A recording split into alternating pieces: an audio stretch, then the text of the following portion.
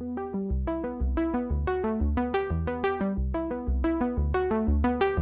a ceder el turno ahora a Yolanda Corral. Ella es periodista especializada en ciberseguridad de tú a tú. También, por resumir brevemente su trayectoria profesional y académica, es licenciada en Ciencias de la Información, Periodismo. Tiene un máster en Community Management y Dirección de Redes Sociales en la empresa. Es periodista y formadora especializada en ciberseguridad de tú a tú y competencias digitales, especialmente implicada en labores de concienciación en seguridad digital de usuarios, menores, familias y profesorado. Y es fundadora del canal divulgativo en ciberseguridad Palabra de Hacker. Bien, pues Yolanda, cuando quieras, puedes comenzar. Bueno, lo primero es dar las gracias tanto a ti, Sonia, que estás haciendo de maestra de ceremonias del webinar, como a Vestigere por la invitación a este webinar. Desde luego, para mí es un lujo el poder aprender con el resto de compañeras en este paso. En mi caso es hablar de la seguridad, ¿no? En ese terreno, cuando entran en juego también dentro de las redes sociales y los menores.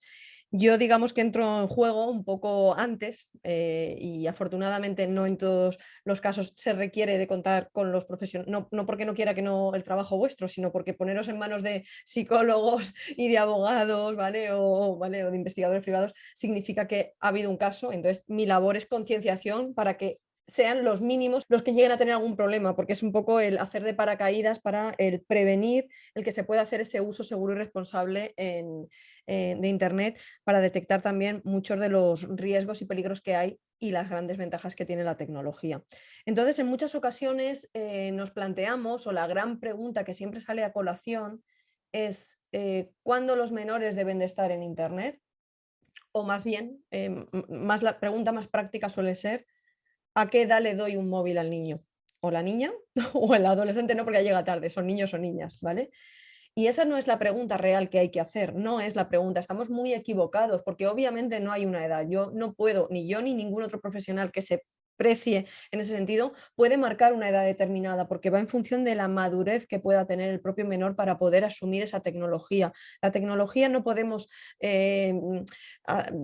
ocultársela al menor en el sentido de prohibitivo, hablarle muy mal de ella, porque va a estar presente en su día a día, está en el día a día presente de nosotros, con lo cual hay que familiarizarse con ese uso, pero es que en muchas ocasiones hay que invertir la pregunta: ¿cuándo estoy yo preparado para que ese menor esté en Internet de una manera activa, que tenga una manera activa, con una presencia activa, esté participando en redes sociales? Porque se confunde muchas veces esa pregunta y hacemos que esos menores entiendan que en el momento en el que nosotros le regalamos, hereda, le damos o lo que sea, un dispositivo propio, un móvil o una tablet o un ordenador, lo que sea, ¿vale? En ese momento parece que asumen que el tener un móvil o una tablet propio, ¿vale? En ese sentido es como asumen que pueden estar absolutamente en todo, independientemente de la edad que esté marcada, para poder utilizar cualquier red social o para utilizar cualquier aplicación, juego o lo que se precie, con todos los riesgos que eso implica, ¿no? Y en el tema que estamos hablando de que se pueda caer en muchos problemas que puedan derivar en un abuso de ese menor. Entonces, la pregunta no es cuándo está el menor preparado, que también, porque hay que saber la madurez a la que tiene ese menor, sino cuándo estoy yo preparado para poder hacer un acompañamiento digital activo de ese menor y acompañarle, explicarle, estar ahí y aprender juntos, porque esto es un aprendizaje constante. Ellos tienen mucho que enseñarnos también a nosotros. Yo cada día, yo siempre, lo primero que digo cada vez que entro, yo digo, siempre sé que me voy a llevar mucho más de cualquier charla con los menores y taller que lo que yo os voy a dejar a vosotros. Entiendo que sé y espero que algo de lo que mucho de que les comparto sí que les llegue, pero yo siempre a mí me aportan mucho. Esta mañana he estado con 4 grupos diferentes entre quinto y sexto de primaria y se aprende tanto viendo, porque estamos muchas veces ahí en una teoría de esto puede pasar, no, perdona, o sea, nos dan lecciones cada día y nos dan lecciones absolutamente abrumadoras, porque están en todo, pensando que lo controlan todo y controlan algo. No voy a decir que no controlen nada, pero controlan algo y tienen muy clara la teoría, pero la tienen muy clara de cara a la galería, a contestar correctamente y lo idóneo, pero no lo que luego se hace. Entonces, esa necesidad de acompañamiento digital activo empieza por nosotros. Los menores es nuestra responsabilidad, para no confundir a esos nativos digitales con convertirlos en huérfanos digitales. Entonces, en muchas ocasiones se nos olvida que hay una edad mínima para tener presencia en los perfiles en redes sociales. Obviamente ahí no están todos, están muy poquitos, ¿vale? De las mínimas cosas que pueden ser. O sea, cada vez la edad baja más en el uso que sí que le están dando. Esto es lo que determinan las tecnológicas, lo que determinan las redes sociales, la edad mínima que se entiende que tiene que tener la persona para poder, ¿no?, entender el manejo y lo que se hace con sus datos, independientemente de que en España la Agencia Española de Protección de Datos indique los 14 años como la edad mínima en la que una persona puede delegar por el tratamiento de sus datos, y en eso se entiende el tratamiento que hacen las redes sociales. Si marca una edad superior, es superior, pero es que están todos absolutamente ahí. Y en muchas ocasiones algunos preguntan, bueno, no es que estén ahí, no he añadido muchos más de lo que es la colección. Con los menores lo recorto y en otros lo añado. La verdad no sé por qué no he puesto más cuando son los de 18. O sea, sorprende que muchos adultos, es decir, profesores que están acompañando a los menores en ese momento en la sesión, desconocen muchos de los logotipos, a qué significan, y los menores van de calle. Son pocos los que desconocen, ¿vale? Entonces, bueno, ahí tenemos un poco de todo, de lo que nos indica, y entonces esto muchas veces lo desconocen hasta las propias familias. Entonces, ¿cuándo está preparado? ¿Cuándo me preparo yo? ¿Y cuándo me dejan? Posiblemente para no estar infringiendo las normas que pone la propia red social o la propia aplicación o lo propio que esté utilizando. Es que ya marcan una edad mínima que no se está cumpliendo para intentar que se minimice esos riesgos a los cuales se están exponiendo los menores. Entonces, ahí tenemos mucho, y con 18 tenemos mucho en lo que rascar, porque ahí podía haber añadido no simplemente lo que son aplicaciones, ¿vale?, para conocer a personas y de contacto, sino podía haber añadido el tan famoso OnlyFans, que desde luego está causando bastante daño, y ahí sí que se está provocando también el caer en bastante abuso, porque el OnlyFans para mayores de 18 años es ese contenido por suscripción, ¿no?, para recibir fotografías o vídeos o emisiones en directo, ¿no?, como, bueno, pues ese contenido exclusivo, en el que obviamente mucha gente, que ese contenido exclusivo que está ofreciendo, no el 100%, pero vamos a decir un porcentaje que se roza mucho, ese 100%, es un contenido íntimo y sexual directamente. Y menores están ahí también presentes. Están vendiendo su imagen y luego se exponen a muchos más abusos provocados por ese tipo de cosas, ¿vale? Entonces hay que tener cuidado. En muchas ocasiones se pone el foco en las redes sociales y se culpabiliza a las redes sociales y los peligros que pueden enfocar, y que por ahí vienen muchas cosas, pero se nos olvida que existe mucho más. Existen charrulets, existen muros de aplicaciones para mandar mensajes de manera anónima, y ahí el acoso y derribo de muchos menores se produce a diario. En esas charruletes están conectando con cualquier desconocido, desconocida, porque queda muy bien, y esos niños, niñas y adolescentes pueden derivar en que esa persona que conocen por casualidad se puede ganar mucho su confianza y acabar en problemas muy graves. Con lo cual ponemos el foco en las redes sociales y se nos olvida de que en Internet hay muchísimas, muchísimas, pero muchísimas más cosas. Y uno de los riesgos a los que se exponen los menores de edad, en principio, es que están expuestos en función de la edad que tienen. Cuanto más inmaduros son, se exponen a muchos más riesgos. Y entonces tienen el acceso a contenido inapropiado y comunidades peligrosas, independientemente de todo el tema del abuso, antes de pasar ahí, y que a veces entendemos de que, ay, es que van a estar en las redes sociales y van a tener un acceso a la pornografía, ¿no? Bueno, pues están cada vez en una edad más temprana, lo que va provocando muchas más cosas, pero no quiero restarle atención también y simplemente mencionar, porque son tres temas en los que yo siempre incluyo el foco, y en esa ley del menor y del adolescente que va a salir, por lo menos esperemos que ya toque mucho más la primera de las cosas que yo siempre puntualizo, y es el desconocimiento que en muchas ocasiones hay tras las princesas Ana, Mía y Alisa, ¿vale?, que tiene que ver con los trastornos alimenticios. Y si la ley finalmente va a meter mano en este tipo de contenidos, bienvenido sea, para que así sea, ¿no?, porque va todo implícito en muchas cosas, ¿no? También lleva a las autolesiones y mucho más. Y los retos virales y la adicción al juego. No quería pasar antes de abordar el tema simplemente de todo lo que es el abuso, sin saber que esto está muy presente, no en redes sociales, sino en muchas más cosas que están presentes en redes sociales. De ahí el acompañamiento digital activo que tenemos que hacer. Hay mucha gente que desconoce este submundo que se mueve por ahí y que también está perturbando a nuestros niños, niñas y adolescentes. Obviamente este contenido totalmente inapropiado y estas comunidades peligrosas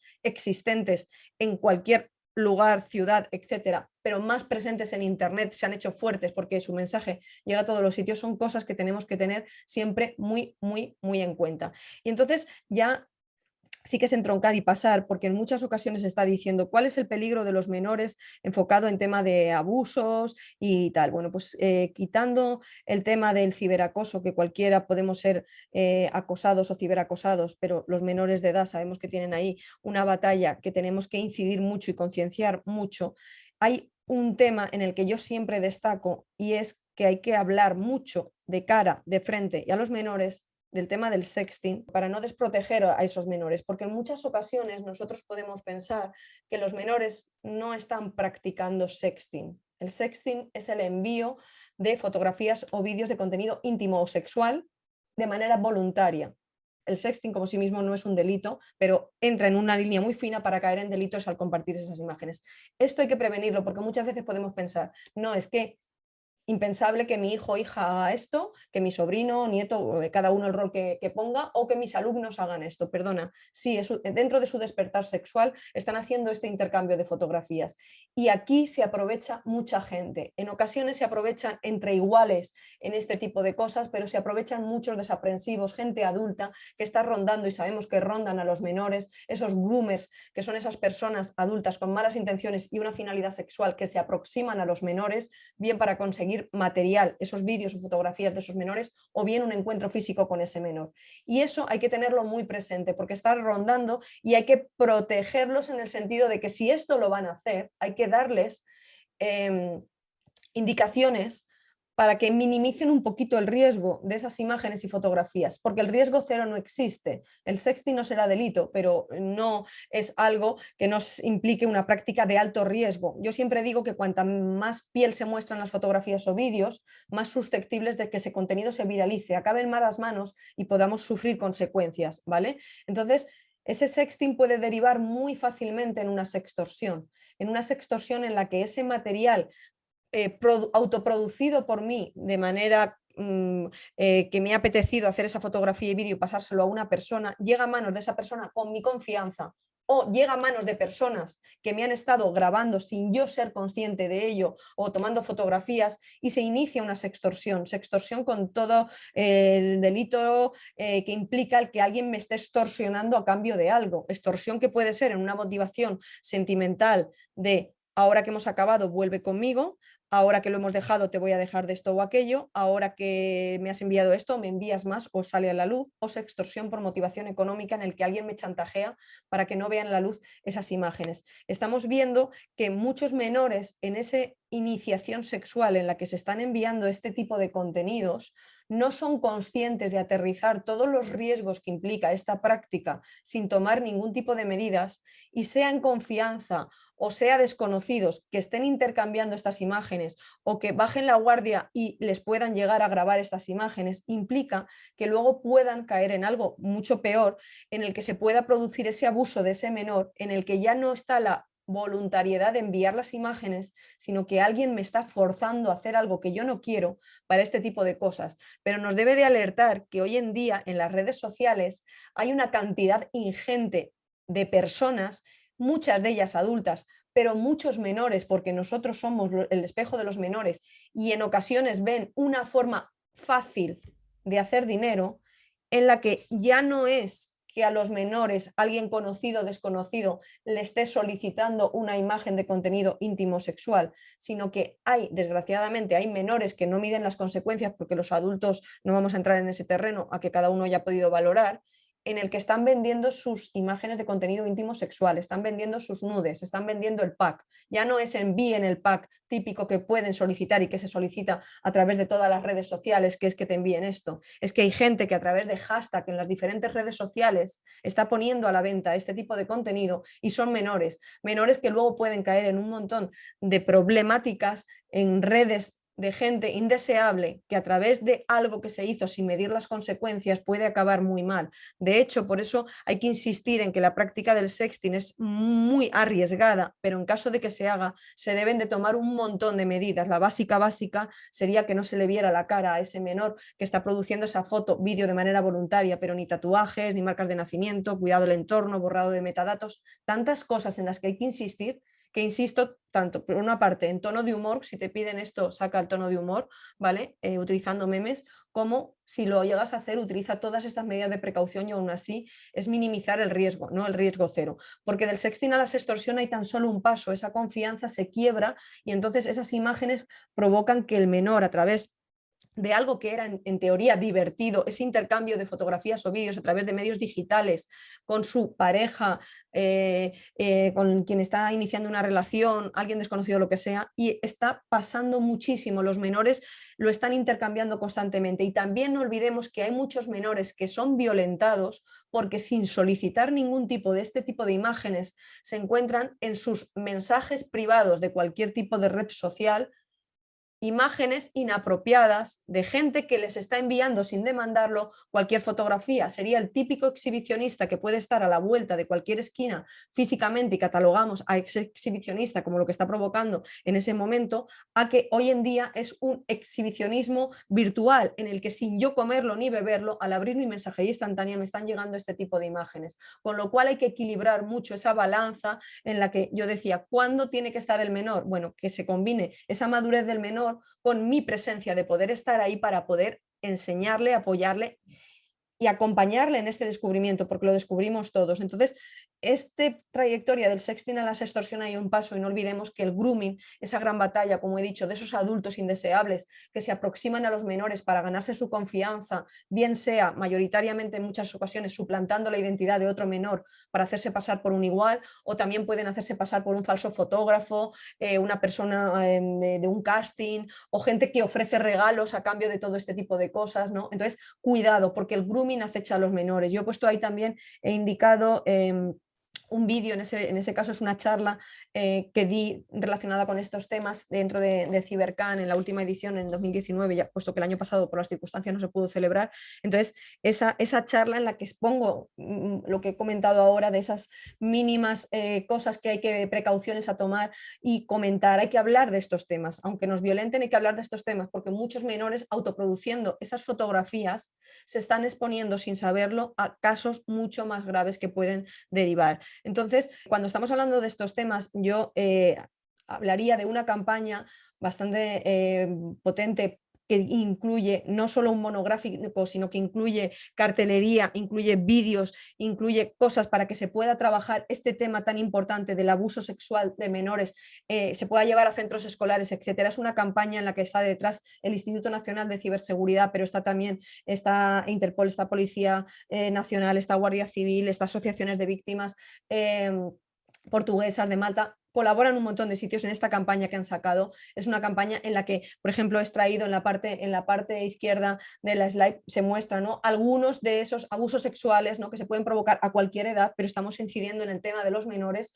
¿no?, que desde el punto de vista del grupo de expertos que colaboran en esta campaña destacan algunos de estas tipologías de abuso, ¿no?, hacia menores, de abuso sexual hacia menores, como puede ser esa creación, ¿vale?, de contenidos de abuso sexual contra menores que están explotados sexualmente, la figura del grooming que hemos dicho, ese adulto con malas intenciones, intencionalidad sexual que se aproxima a un menor de edad ganándose su confianza.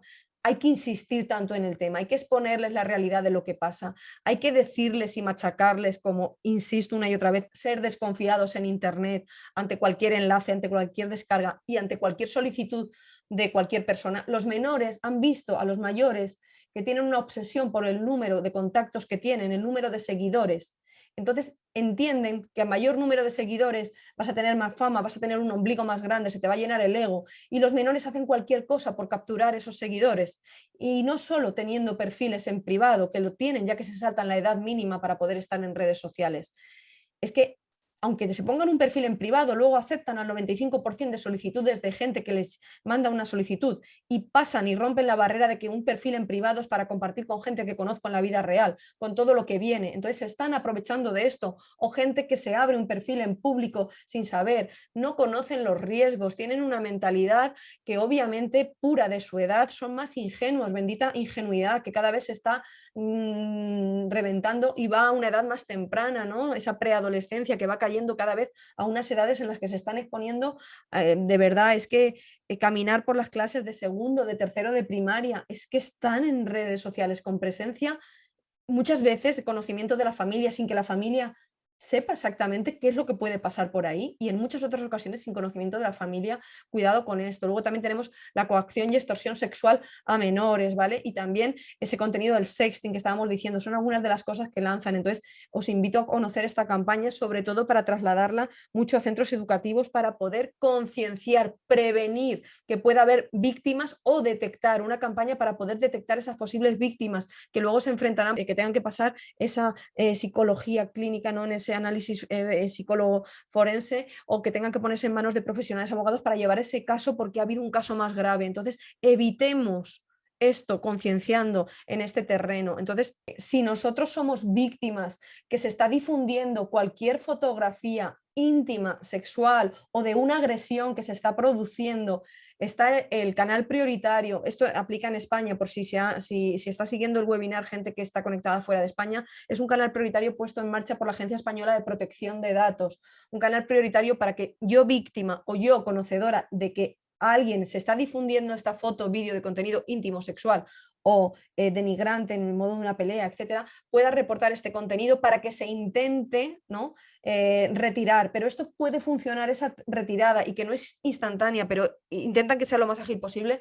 se puede retirar en redes sociales, ¿vale? Estamos hablando tipo Facebook, tipo Instagram, tipo Twitter o cosas similares, pero cuando ya se ha difundido esa imagen por una mensajería instantánea, es ponerle puertas al campo, ahí es que es muy complicado, pero es un canal en el que poder dar la voz de alarma. Y aparte del canal este, también contamos con dos teléfonos gratuitos que, como yo siempre repito, tienen que estar presentes en todos los centros escolares. Tenían que estar puestos estos teléfonos para indicarnos que en caso de necesitar información o en caso de ser víctima de alguna cosa, esa primera llamada de cómo actúo, qué hago. Tenemos una línea de ayuda a nivel nacional, el 017, para cualquier ciudadano, para cualquier empresa, pero especialmente menores, padres, educadores que no saben cómo dirigirse, obtener información, cómo privatizar las redes de sus hijos, qué hacer ante este comportamiento extraño de mi hijo, cómo puedo hacer, pues para ese paso previo, antes de que te digan, obviamente, en ponerte en manos de profesionales y orientarte en cómo puedes hacer, tenemos esta línea de ayuda, este teléfono, el 017, ¿vale? Aplica a nivel nacional, lo repito, igual que el canal de la Agencia Española de Protección de Datos, aplica en España. Es un teléfono de voz atendido todos los días del año por profesionales de manera gratuita. Han incorporado también un número de WhatsApp, el 900-116-117, y también el canal de ayuda está con presencia en Telegram a través de @incibe017. Pero también hay un teléfono de ayuda gratuito también, dirigido por la Fundación ANAR también, el 900-018-018, para casos de acoso escolar y ciberacoso. Es muy importante que estén presentes porque a veces los menores, por más que insistan que si tienen un problema, que si les ha ocurrido alguna cosa, que den la voz de alarma, que no se callen, que lo cuenten a sus familiares y profesores, en ocasiones no saben cómo iniciar. O sea, la gente no sabe, por ejemplo, los casos de sextorsión son tan graves. Yo recibo todas las semanas comentarios en abierto, porque hice un programa dedicado a este tema, y dejan comentarios en abierto en YouTube, en abierto, pero y en privado, por mensajes en mis redes sociales, por correo. Todas las semanas me llegan mensajes de víctimas de sextorsión, he caído en esto, ¿qué hago? ¿Qué hago? Y cuando notas, o te lo dicen, o notas que detrás hay un menor de edad, es que se me cae el alma a los pies. ¿Cómo poder ayudar? O sea, es ayudar desde la parte previa a la concienciación. Una vez que esto escapa, sabemos que una vez que se ha producido un abuso de todo tipo, una persona que es víctima de un ciberacoso, es víctima de ese abuso, que se está difundiendo una imagen de tipo sexual que le va a causar un daño increíble, ahí es muy complicado actuar. Se puede actuar desde luego, se debe actuar desde luego, hay que contar con manos de profesionales, indiscutiblemente, pero hay que solicitar ayuda y en ocasiones se quedan callados. Hay que decirle a cualquier persona, no victimizar a la víctima. Si te ha ocurrido esto, tú no eres el culpable de lo que te ha ocurrido. No lo eres. Entonces cuéntalo para poderte ayudar. Y es lo que tenemos que decir. Dicho esto, sin más, quiero ya dar paso a los compañeros, simplemente recalcar que para producir ese acompañamiento digital activo, las familias, los educadores, cualquier ciudadano, porque los menores son responsabilidad de todos, que contamos con recursos de ayuda que nos pueden ayudar. Las familias pueden utilizar pactos familiares para regular ese uso de los dispositivos y de las redes sociales, de los juegos que hacen sus menores, herramientas de control parental, que no va a existir la mejor herramienta de control parental en todo el mercado, busque la que busque, sea gratuita, de pago, multidispositivo, que el acompañamiento digital que yo le puedo prestar a ese menor y el explicarle que hay contenidos que no son los más adecuados a determinadas edades y comunidades peligrosas y todo lo que haya que explicar. Que existen contenidos seguros, seguros entre comillas, a la hora de visionado de vídeos como puede ser YouTube Kids o a la hora de buscadores adaptados a niños, ¿no? Donde está en teoría pues un 95% un filtrado para que sea más apropiado a menores, que utilicemos la etiqueta, que enseñemos el respeto, trata a los demás como te gustaría que te trataran a ti, ¿vale? Que tenemos sitios web de referencia en los que nos ofrecen muchos recursos, ayuda, información para manejarnos en estos temas y las líneas de ayuda que he expuesto. Así es que ya digo que sin más en este sentido, simplemente dar las gracias. Sonia, no he querido tampoco ya mucho más eso porque yo me embalo, yo hablo muy rápido, mucho, lo digo al final, lo habéis notado, es así, pero prefiero condensar y aún así me he colado un poquito de tiempo. Gracias, Yolanda, nos estamos adaptando bien a los tiempos. Muchas gracias por tu ponencia. Creo que ha quedado muy claro el papel tan importante que juegan las redes sociales en este tipo de violencia infantil, sobre todo teniendo en cuenta que cada vez empieza antes, ¿no? esa socialización digital. Bien, a raíz de tu ponencia, los inscritos han planteado las siguientes preguntas. ¿Qué campañas existen para prevenir los delitos informáticos en materia de abusos de menores? Bueno, campañas existen, bueno, yo he nombrado, ¿no?, algunos sitios de referencia y las campañas enfocadas al abuso sexual infantil. Bueno, campañas en sí son más que enfocadas a prevenir el abuso sexual infantil, son campañas a ayudar a hacer un uso seguro y responsable de Internet. Entonces sí que existen campañas, existe el plan. Me ciño a España lo mismo, aquellos que nos estén siguiendo desde otros sitios, pero en otros países existen exactamente campañas también a ese nivel y que sacan obviamente los gobiernos y en todos los sitios ha implicado con diferentes campañas. Bueno, Save the Children, UNICEF está constantemente sacando también información relativa a todos estos temas. Si nos ceñimos en España, tenemos a Internet Segura for Kids como centro de referencia a nivel nacional en estos temas, tenemos el Plan Director de Policía Nacional y Guardia Civil, hablando del uso seguro y responsable de Internet, en el que entronca pues ese acoso, abuso o lo que se puede hacer como campañas dirigidas que se dirigen también a centros educativos en ese sentido, pero también hacia familias. Hay que trabajar las tres patas del banco. Cuando se habla de menores, se tiene que hablar de los propios menores, de su familia y de aquellos educadores que son los que están contribuyendo con las familias a la educación de los menores. No se puede delegar ni solo en los menores, ni solo en las familias, ni dejarlo solo en la escuela. Es responsabilidad de todos. Entonces, existen campañas, pero ya he nombrado, ¿no?, hay líneas de ayuda y ceder en ese sentido, ¿vale? Específicamente sobre el abuso, la que he comentado, que están implicados varios, la de Stop Abuso Infantil, sería una que yo lanzaría para que los que están aquí, que les interesa obviamente el tema, le echen un vistazo a todo ese material que hay. De acuerdo, Yolanda, gracias. Pues a raíz de lo que decías, ¿no?, de la importancia que tiene intervenir a nivel educativo, otro de los asistentes plantea cómo se debería enfocar a nivel educativo las tecnologías con los riesgos de generarse abusos mediante uso de gadgets tecnológicos. Pues que lo que hay que hacer es enseñar el poder hacer un uso seguro y responsable, el que tenemos que cuidar nuestra privacidad, cosa que no se enseña. No hacemos cosas muy básicas para ser nosotros el espejo de los menores. Por ejemplo, respetar nuestra privacidad. Esos menores que están con el dispositivo en la mano, que están haciendo a una edad cada vez mucho más temprana, están haciendo stories para Instagram, están haciendo TikTok en TikTok, están haciendo todo ese tipo de cosas, a esos menores no les enseñamos la importancia de tapar nuestra cámara web, no les enseñamos la importancia de tapar esto en nuestro dispositivo móvil o nuestra tablet. Enseñar este tipo de buenas prácticas ayuda a que a lo mejor se prevengan ciertas cosas. Enseñar los riesgos es enseñar este tipo de cosas y hacer una educación en la que se les enseñe, ¿no?, esa educación emocional y esa educación obviamente afectivo-sexual de los menores es muy importante en los centros educativos para que eso entronque y se mezcle esa seguridad en dispositivos móviles para poder prevenir esos daños o poder identificar a gente que me quiere dañar, que quiere abusar de mí. Entonces, para prevenir eso no hay nada como que se potencie esa enseñanza, ¿no?, directamente, el que se nos capacite cada vez más para ser asertivos, que cuando algo nos molesta, decirlo y sacar, explicar el por qué me está molestando esa acción, cómo habría que corregirlo la próxima vez desde un lado, ¿no?, que no sea el quedarme callado, el omitir lo que ha sucedido, ni la violencia, el entroncamiento, enroncarse en eso, sino ser asertivos, la capacidad de gestionar esa educación emocional y la educación afectivo-sexual. Eso prevendría muchísimas cosas